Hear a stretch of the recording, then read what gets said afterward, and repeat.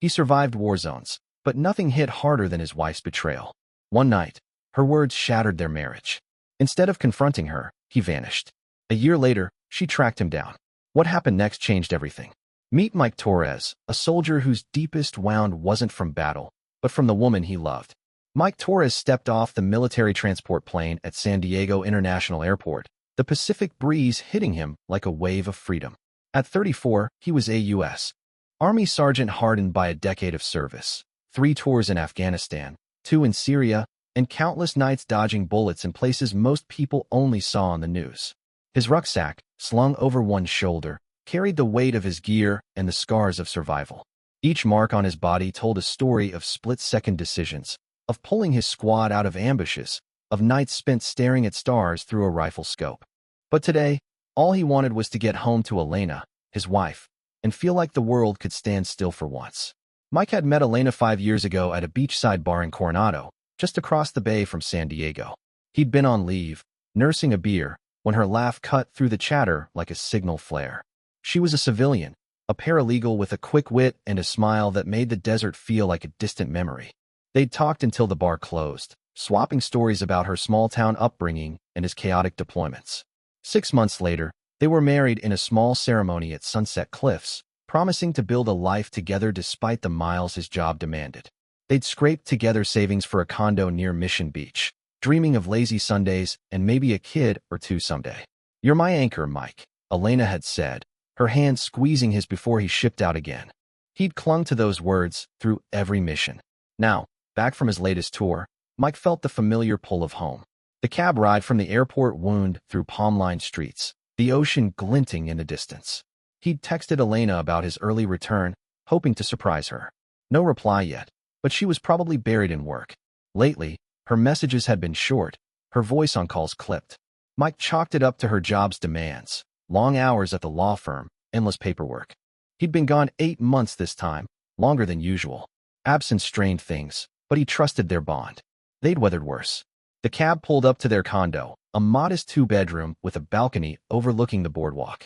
Mike paid the driver, grabbed his bag, and jogged up the stairs, adrenaline buzzing. He pictured Elena's face lighting up, her arms wrapping around him, the way they'd collapse into each other after months apart. The key turned in the lock, and he stepped inside, expecting her usual welcome, a playlist humming, maybe tacos from the food truck down the street. Instead, the place was quiet, the lights dim. A single lamp glowed in the living room, casting shadows on the walls. "Elena," he called, dropping his bag by the door. No answer. He moved toward the kitchen, where a faint light spilled out. Her voice stopped him cold, low and casual, drifting through the cracked door. She was on the phone, her tone lighter than he'd heard in months. "No, Mike's not back till Sunday. He's off on one of his training things," she said, a laugh in her voice. Mike froze, his hand tightening on the doorframe. "Sarah, I'm so done with this. Living with him. It's like I'm alone anyway.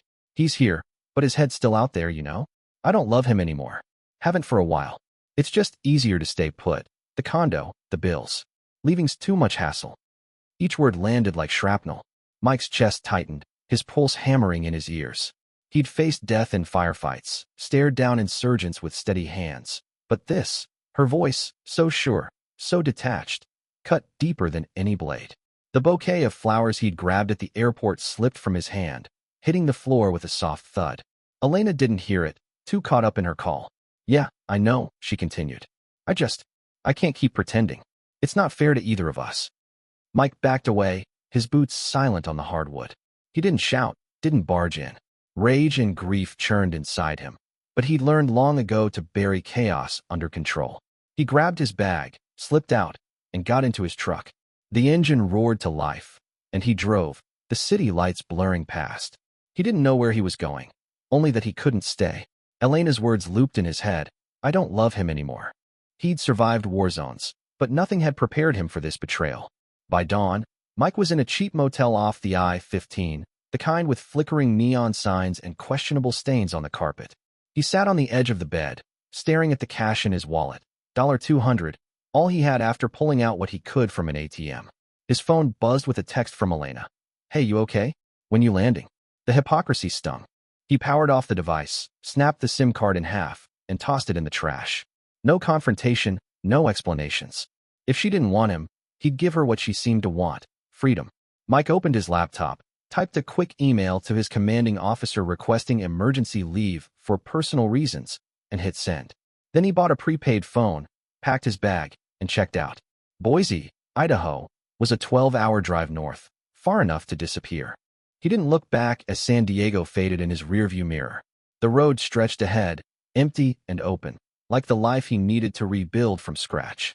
In Boise, Mike checked into a no-frills hostel, paying cash and signing in as Tony, his middle name. The owner, a grizzled guy with a limp, didn't care about IDs or stories. Mike kept his head down, letting his beard grow, a stark contrast to the clean-shaven soldier he'd been. For days, he stayed in his room, the weight of Elena's words pressing down. Her emails piled up, shifting from worry to frustration. "Where are you? Call me." He ignored them. She'd made her choice clear. He wasn't going to beg. The inactivity gnawed at him. Mike wasn't built for sitting still. He wandered Boise's streets, the crisp air a sharp change from San Diego's warmth. At a construction site, he spotted a help-wanted sign. The foreman, a stocky guy named Dan, sized him up. "You know heavy machinery?" Mike nodded. "Afghanistan. I pick things up fast." Dan tossed him a hard hat and offered $10 an hour, no questions asked. The work was grueling, hauling rebar, operating a skid steer, but it was honest. For the first time in weeks, Mike felt his hands steady, his mind quiet. He was done being a ghost in Elena's life. Now, he'd build one of his own. Mike Torres had been in Boise for 3 weeks, his new life a stark contrast to the one he'd left behind in San Diego. The hostel's thin walls and creaky bed were a small price to pay for invisibility. He'd traded his army fatigues for a construction worker's vest, blending into the rhythm of early mornings and sore muscles. The job was tough, shoveling gravel, driving nails into beams under Idaho's sharp sun, but it kept his hands busy and his thoughts from drifting to Elena's voice, those words that still burned. "I don't love him anymore." He pushed them down, focusing on the clank of machinery and the steady cash piling up in his pocket. Each day started the same.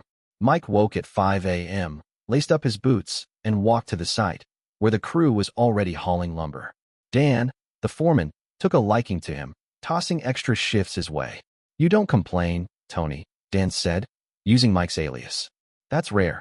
Mike just nodded, hammering another nail. The work was a lifeline, grounding him when memories of Elena's laugh or their beachside vows tried to surface. He hadn't checked his old email in days, but the urge to see if she'd written again tugged at him. He resisted. She'd made her choice. He was done chasing ghosts. Still, doubts crept in during quiet moments. Had he misheard her that night? Was there a chance she'd been venting, not confessing? Mike shook it off, but the questions lingered like an itch he couldn't scratch. Elena's distance had started months before he'd overheard her call. Her texts had grown shorter, her calls rarer. She'd stopped asking about his missions, her voice flat when he shared stories of close calls. He'd blamed his long deployments, convincing himself it was the strain of his absence. Now, he wondered if she'd been pulling away all along. One evening, after a 12-hour shift, Mike grabbed a burger at a diner near the hostel. The place was packed with locals, the hum of conversation a welcome distraction. He was halfway through his meal when his prepaid phone buzzed, a rare occurrence. The number was unfamiliar, but the area code was San Diego. His gut twisted. He let it go to voicemail, but curiosity won. The message was from Sarah, Elena's best friend. "Mike, it's me. Elena's a mess. She knows you hurt her that night. She didn't mean it. Please, just call her." Mike deleted the message, his jaw tight. Elena's regret didn't erase her words. He paid for his food and left, the night air cold against his skin. Back at the hostel, Mike lay on his bed, staring at the ceiling. Sarah's call had cracked something open. He hadn't confronted Elena, hadn't given her a chance to explain. Maybe that was his mistake, not her betrayal, but his choice to run. The thought gnawed at him. He'd faced insurgents and IEDs without flinching, yet he'd fled from his own wife. The next day, he threw himself into work, hauling concrete blocks until his shoulders ached. But Sarah's words stuck, a splinter in his mind. What if Elena was hurting? Did he owe her a conversation, or was he protecting himself by staying gone? A month into his new life, Mike needed a change. The construction gig paid the bills, but the monotony was wearing him down. He spotted a flyer at a coffee shop for a veteran hiking program, led by a guy named Jake, a former Marine. Mike called the number, and Jake invited him to join a group hike in the Boise foothills. The trail was rugged, the air crisp with pine. Jake, A broad-shouldered man with a quick laugh led a dozen vets, some quiet, others swapping war stories. Mike hung back, listening. For the first time in weeks, he felt a spark of purpose. After the hike, Jake pulled him aside. "You're good with the group, Tony. Ever think about guiding? We need guys who get it." Mike hesitated, then agreed to try. Guiding hikes became his anchor. Twice a week, he led veterans through trails, their stories of combat and loss echoing his own. One guy, a former sniper named Chris, talked about nightmares that kept him up. Mike shared a tip he'd learned in Syria, counting breaths to quiet the mind. Chris nodded, grateful. Helping others gave Mike a sense of control he hadn't felt since leaving the army. He rented a small apartment in Boise's North End, a one-bedroom with a view of the mountains. It wasn't much, but it was his. He even adopted a scruffy mutt named Rusty from a shelter, the dog's loyal presence a quiet comfort. 6 weeks later, Sarah called again. Mike was prepping for a hike, checking gear, when the phone rang. "Mike, please," she said, her voice urgent. "Elena hired a PI to find you. She's falling apart. Just talk to her." Mike's grip tightened on the phone. A PI? The idea of Elena tracking him down felt like an invasion. He'd built something here, a life free of her shadow. But Sarah's plea stirred a mix of anger and guilt. "She doesn't get to decide when I'm ready," he snapped. Sarah sighed. She knows she screwed up. She just wants a chance to make it right. Mike hung up, but the call left him rattled. Rusty nudged his hand, sensing his tension. That night, Mike sat on his apartment's tiny balcony, a beer in hand, Rusty curled up nearby. He opened his old email on a burner laptop, curiosity overriding his resolve. Elena's messages filled the screen, dozens of them. Early ones were frantic. "Where are you? I'm worried sick." Later ones turned sharp. "This isn't fair, Mike. You can't just vanish." The most recent, sent a week ago, was different. "I know what you heard. I was wrong. I'm so sorry. Please, let me explain." Mike closed the laptop, his chest tight. Her words sounded genuine, but so had her betrayal that night. The next morning, Mike led a hike through the Sawtooth Mountains. The group was small, just 5 vets, their boots crunching on the trail. One, a young woman named Tara, talked about losing her brother in Iraq. Mike listened, offering a few words about carrying grief without letting it win. The conversation steadied him, but Elena's email lingered. Was he running from closure? He'd survived war by facing threats head-on. Maybe this was no different. After the hike, he called Sarah back. "One conversation," he said, voice hard. "Neutral ground. I picked the place." Sarah agreed, relief clear in her tone. Mike chose a diner in Denver, a halfway point. He'd drive the 12 hours, meet Elena, and hear her out.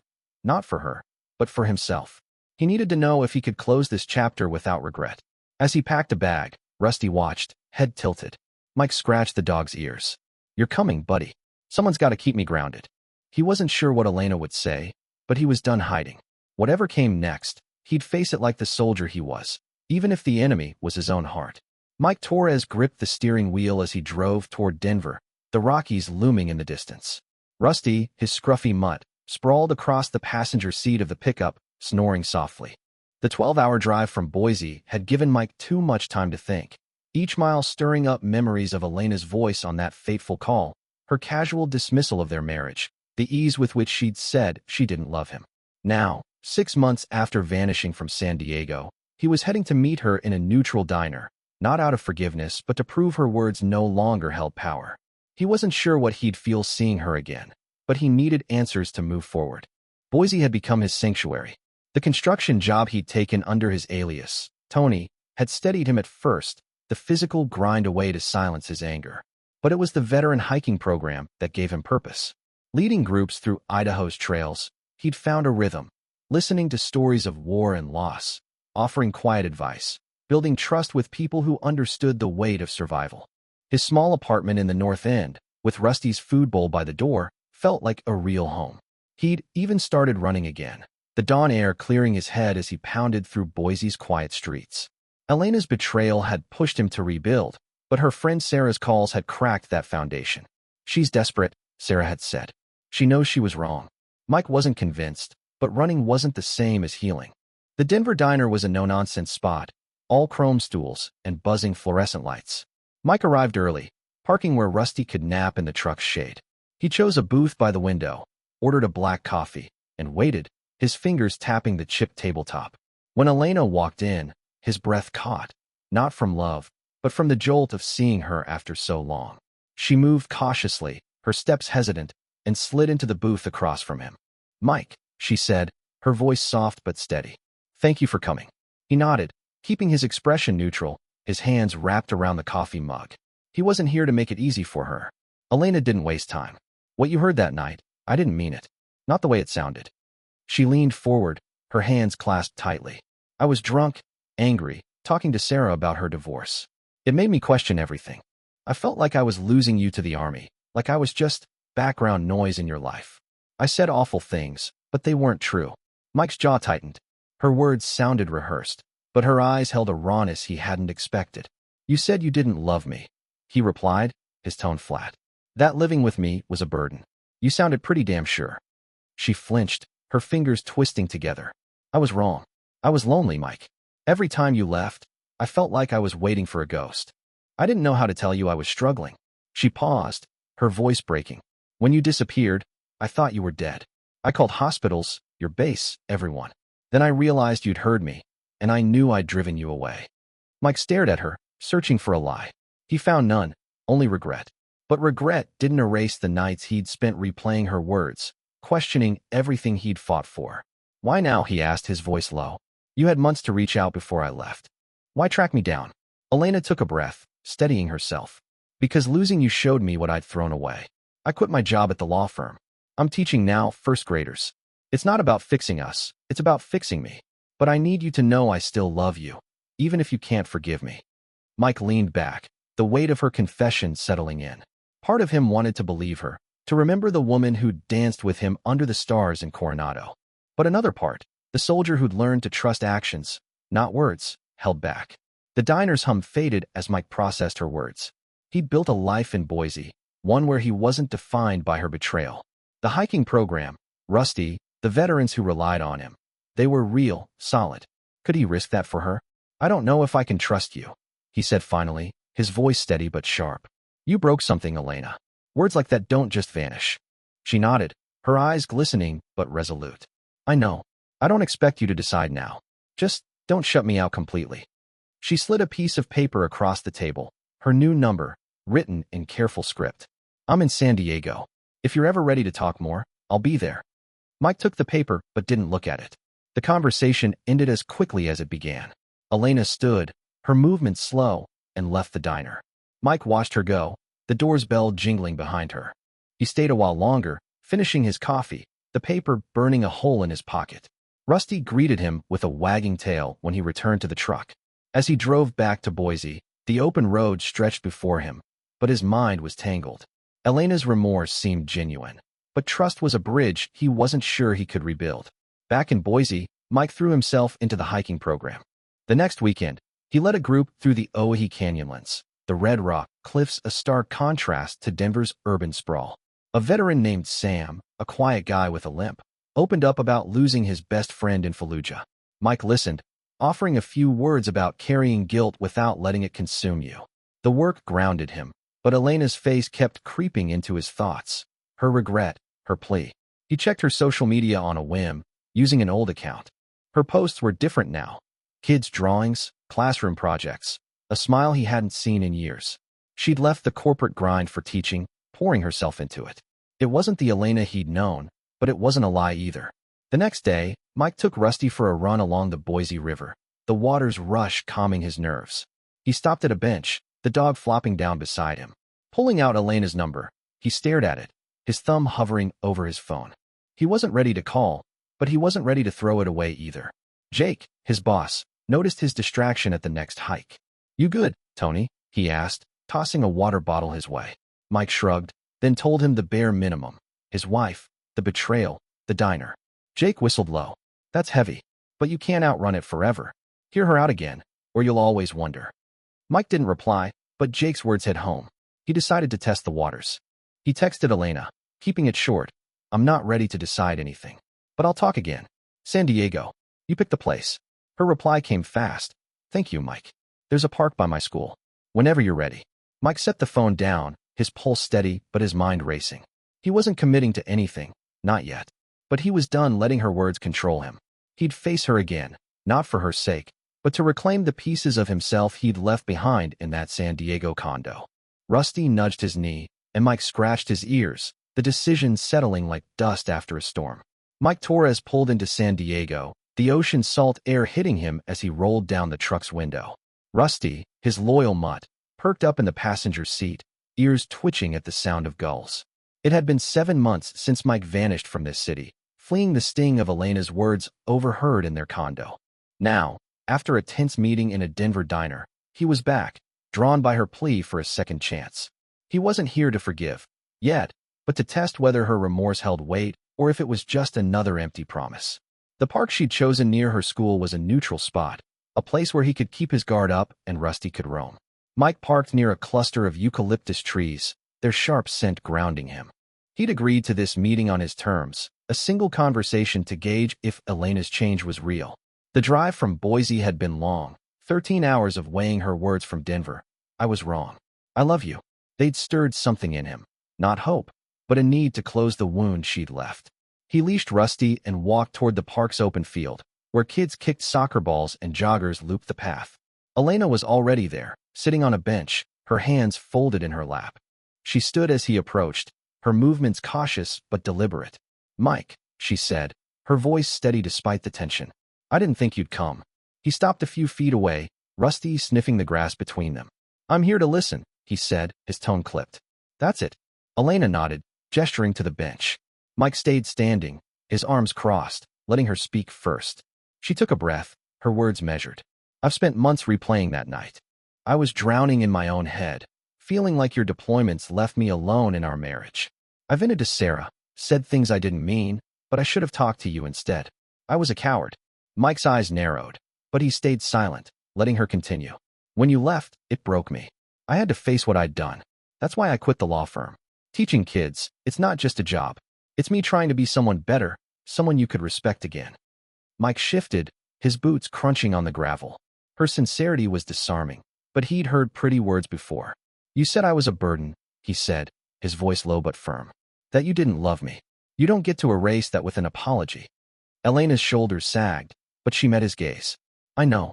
I live with that guilt every day, but I'm not asking for a clean slate. I'm asking for a chance to show you I've changed." She paused, then added, "You ran too, Mike. You didn't give me a chance to fight for us." Her words landed like a well-aimed jab, forcing him to confront his own choice to disappear without a word. He turned away, watching Rusty chase a butterfly, his mind churning. She wasn't wrong. He'd chosen escape over confrontation, assuming her words were the whole truth. But trust wasn't a switch he could flip. "What do you want, Elena?" he asked, facing her again. "A second shot at what?" "The life we had. That's gone." She shook her head. "Not the same life. Something new, built on honesty. I don't expect you to decide today. Just don't close the door." She handed him a small card with her school's address. "Come see me teach, if you want. See who I am now." Mike took it, his fingers brushing the card's edge, but he didn't respond.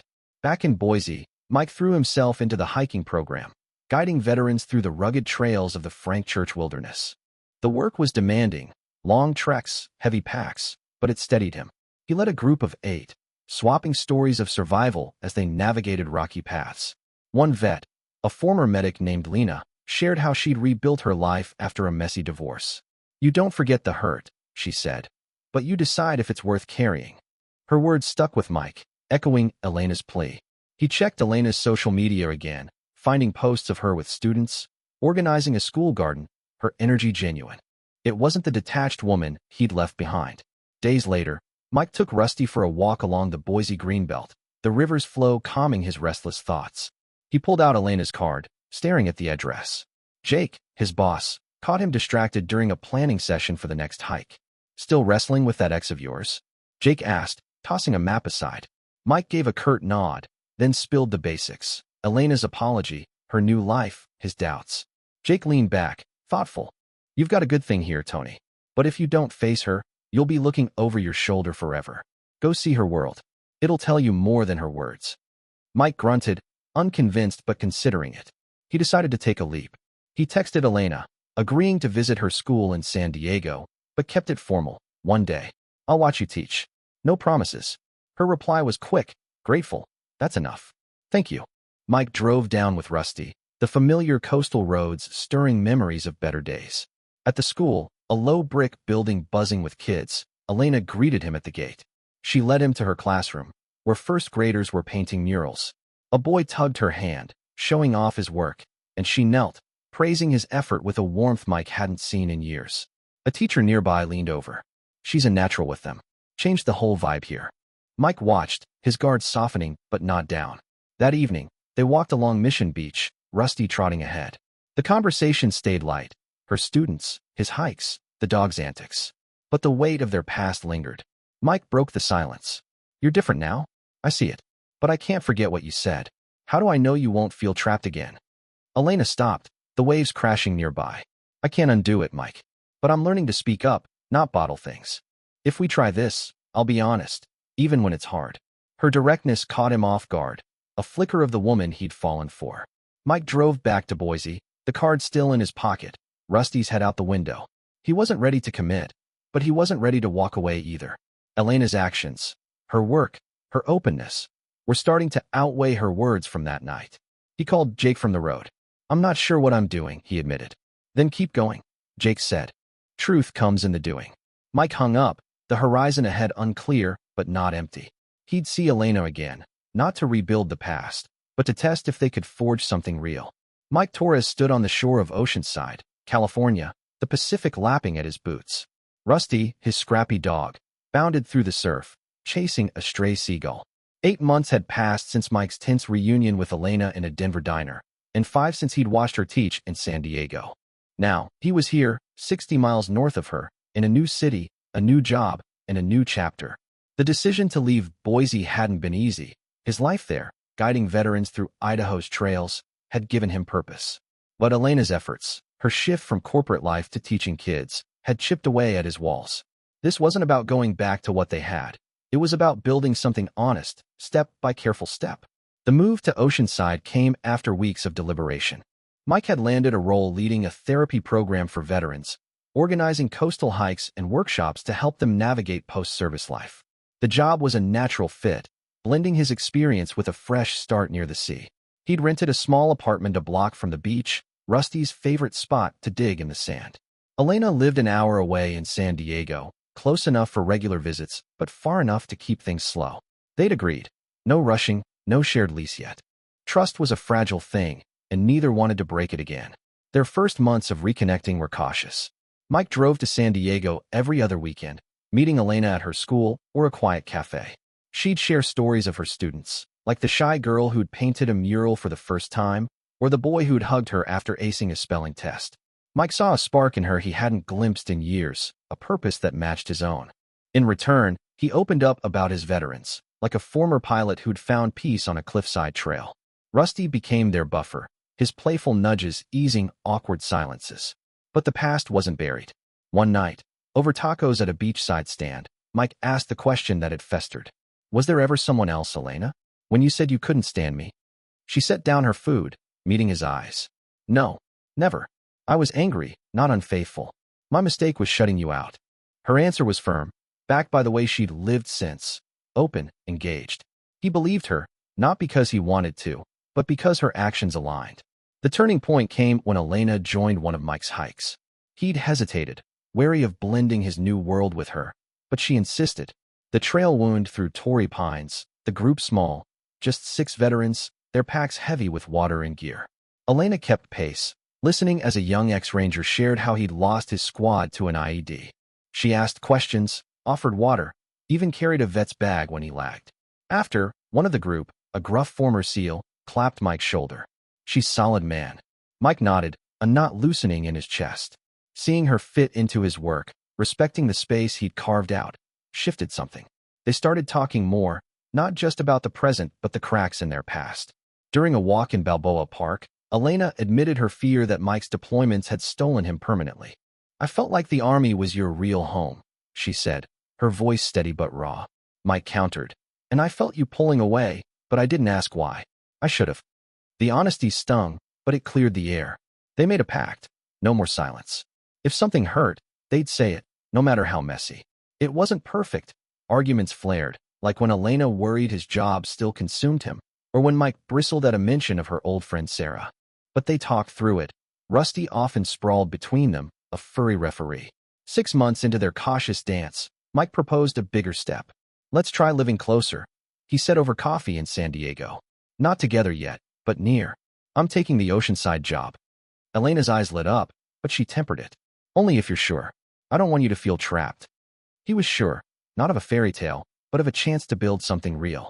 They found a compromise. Mike settled in Oceanside, and Elena visited often, bringing stories from her classroom. They'd hike the coast, Rusty racing ahead, or grab fish tacos at a pier shack. Each moment was small but deliberate, like laying bricks for a new foundation. One evening, as they walked the Oceanside strand, the sun dipping low, Mike stopped. "I forgive you," he said, the words heavy but certain. "Not because it's gone, but because I choose to let it go. We're different now, better." Elena squeezed his hand, her voice soft. "I forgive you too, for leaving. It taught me to fight for us." They stood there, the waves a steady rhythm, Rusty tugging at his leash. It wasn't a vow to forget, but to move forward with eyes open. A month later, they took the plunge. Mike and Elena rented a small house in Oceanside, a place with a yard for Rusty and a porch for late-night talks. They sold their old San Diego condo, closing that chapter. Elena joined a veteran charity run Mike organized, cheering as his group crossed the finish line. He attended her school's spring play, clapping for her students' wobbly performance. They weren't the couple from their Coronado days, naive and swept up in passion. This was rawer, grounded in choices made through pain and effort. As Mike stood on the beach that evening, watching Rusty chase waves, Elena joined him, her hand slipping into his. "We're doing this, aren't we?" she asked, a smile breaking through. Mike nodded. "Yeah, one day at a time." The past still lingered, her betrayal, his flight, but it no longer ruled them. They'd paid their prices, Elena with guilt and a year of searching, Mike with solitude and rebuilding. Their story wasn't perfect, but it was theirs, forged in truth and second chances. The ocean stretched before them, vast and uncharted, but for the first time, they faced it together.